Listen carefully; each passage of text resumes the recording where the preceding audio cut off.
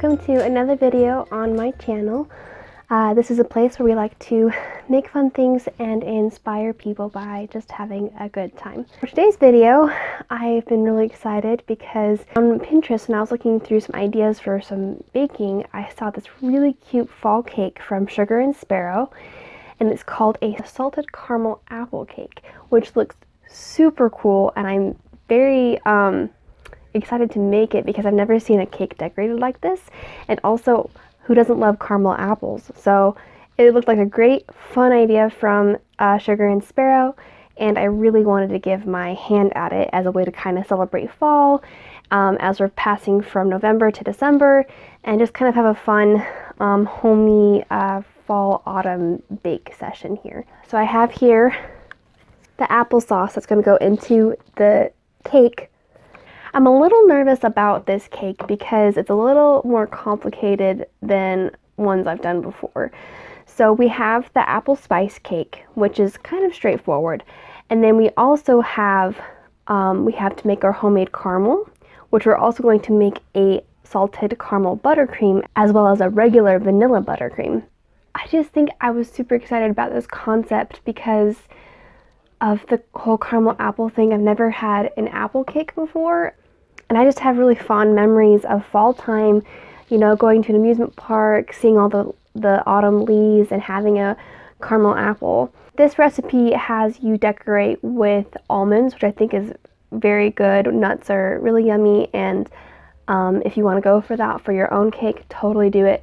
I personally, my favorite topping for a caramel apple is something chocolatey. The ones we always got were these kind of specialty caramel apples that you could get Oreo on it, you could have Snickers or gummy bears or even Butterfinger. So because of that kind of nostalgia for me, I wanted to opt for a topping that made sense for the memories I had with caramel apples. So instead of an almonds topping, I'm going to be using a Butterfinger topping on both the top of the cake and the caramel apple and on the sides of the cake. So I'll be sure to put the recipe in the description so that if you want to make your own version of this cake, you can. So yeah, let's get started. Okay, so now that I have my apron on, let's get into it. So first we mix our dry stuff. So I have in this bowl the 3.5 cups of flour that we need, and then we need to add our other dry ingredients. All right, so we need to add 2 teaspoons of baking soda.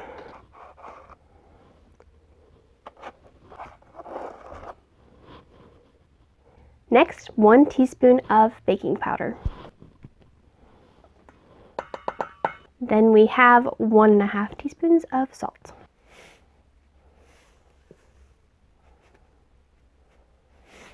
The recipe calls for 2 teaspoons of cinnamon, 1 teaspoon allspice, and 1 teaspoon nutmeg.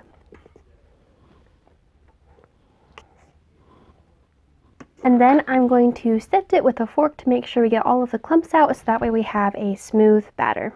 Okay, and now our dry stuff is done. Okay, so now we move on to our wet stuff. So first it wants us to cream the butter on high for 3 minutes until it's light and fluffy.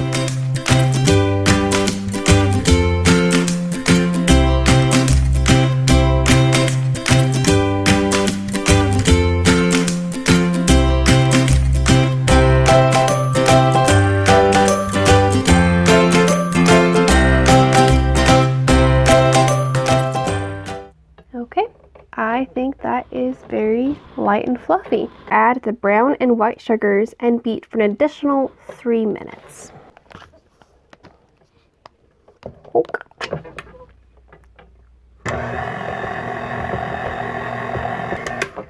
And you'll probably want to occasionally scrape down the butter mixture with a spatula just to make sure everything's getting mixed up.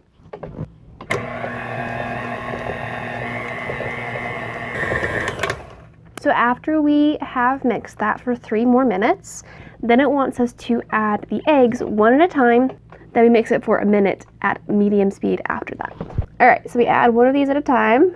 We go bloop, like that.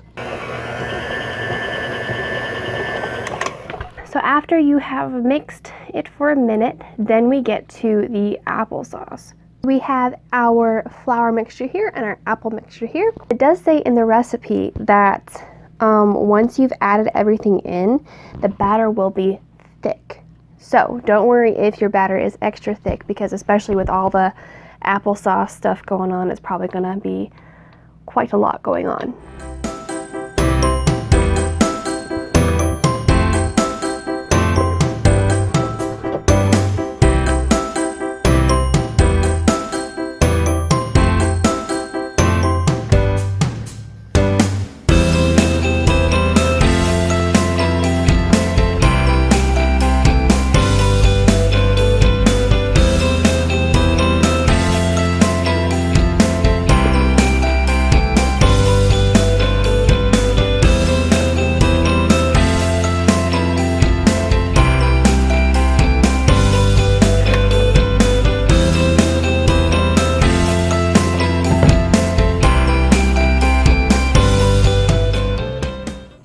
Alright, now that I've successfully gotten flour all over this table, I'm going to give this the final mix that it needs, and then I'm going to divide it into my cake pans. They're going to go into the oven at 350 degrees Fahrenheit for about 40 to 50 minutes, or until you can insert a toothpick and it comes out clean. Now for the homemade caramel, so what you'll need is granulated white sugar, 9 tablespoons of unsalted butter, some salt, and some heavy whipping cream. Once you have those all prepared and measured out, you'll want to put a saucepan on medium heat and put in all the sugar. Once the sugar turns into an amber colored liquid, so after about 6 to 8 minutes, you will add the butter. Once the butter is fully melted, then you will add in the cream, and you whisk at the same time as you add in the cream. Once that's all incorporated, you take it off the heat, put in the salt, and you've got your homemade caramel.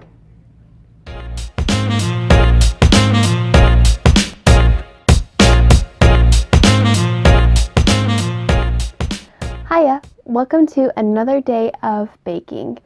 So we've made our apple spice cakes, and we've also made our homemade salted caramel. So let's move on to the salt caramel buttercream. Let's put the ingredients together.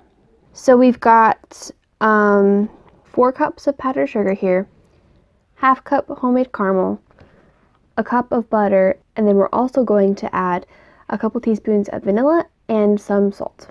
So we whip the butter on high for 5 to 6 minutes. Then we add the powdered sugar a few cups at a time, scraping down the bowl in between. We add the vanilla. With mixer on low, we add the salted caramel, and then a pinch of salt, and then we mix for a full 2 minutes. Okay, so here is our cup of butter. Put that in there. Perfect. And then we mix for 5 to 6 minutes.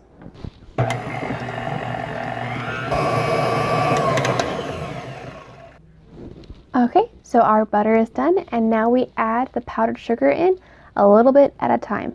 We don't want to add in too much, otherwise you're going to get powdered sugar all over your face.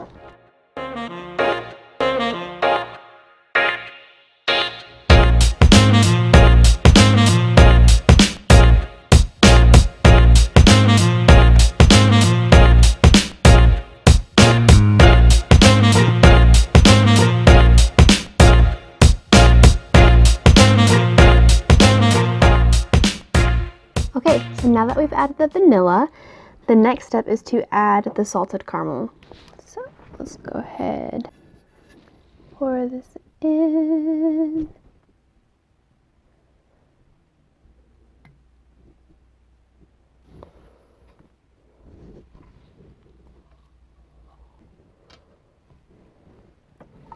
Wow, this frosting is absolutely beautiful. It's a gorgeous caramel color. Alright, so there's our salted caramel buttercream.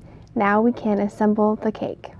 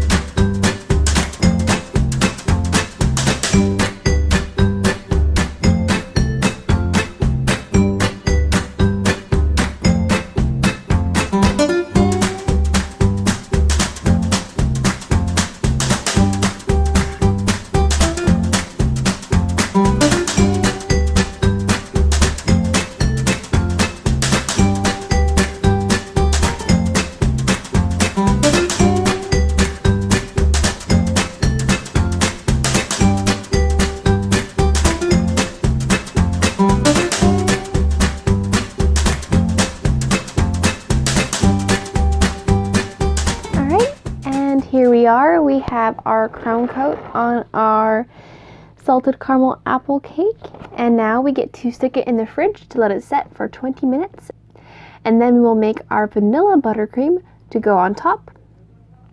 We will chill that for 30 minutes, and then we'll get to the decorations. Cheers! Okay, so we have our cake in front of us. We have some frosting in a piping bag and frosting in the bowl, and let's go ahead and frost it.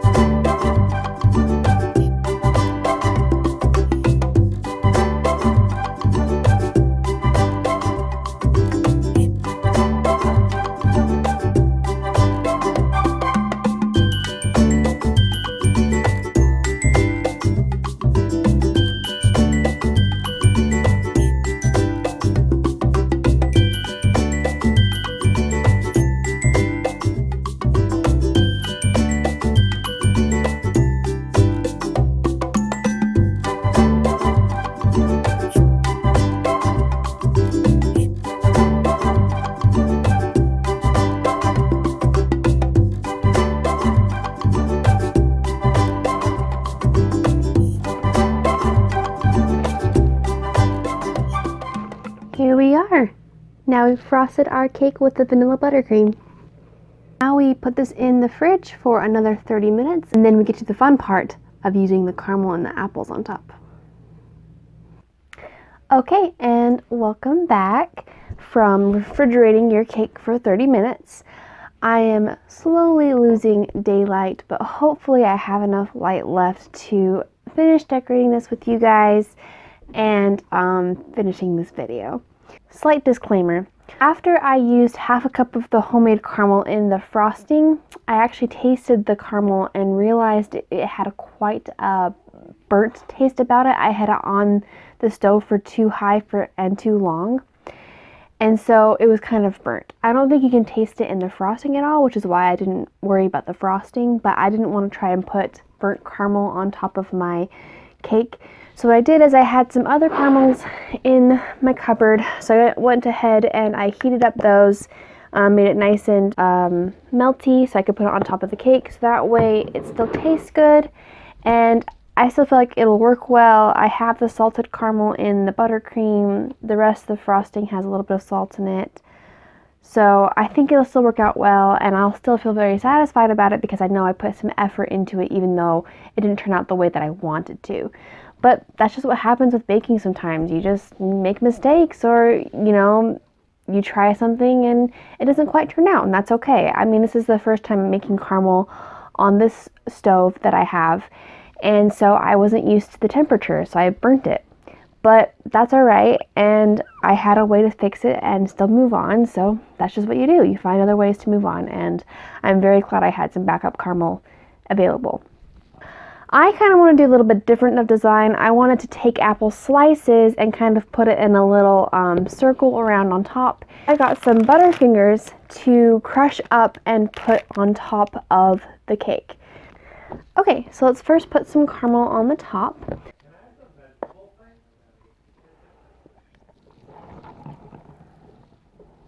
Okay, so now we have our caramel on top, so let's go ahead and place our apple slices.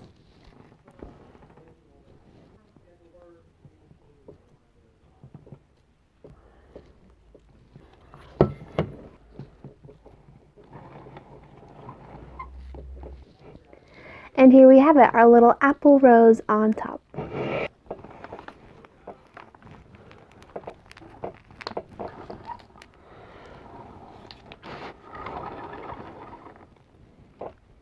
And there we have it, our salted caramel apple cake.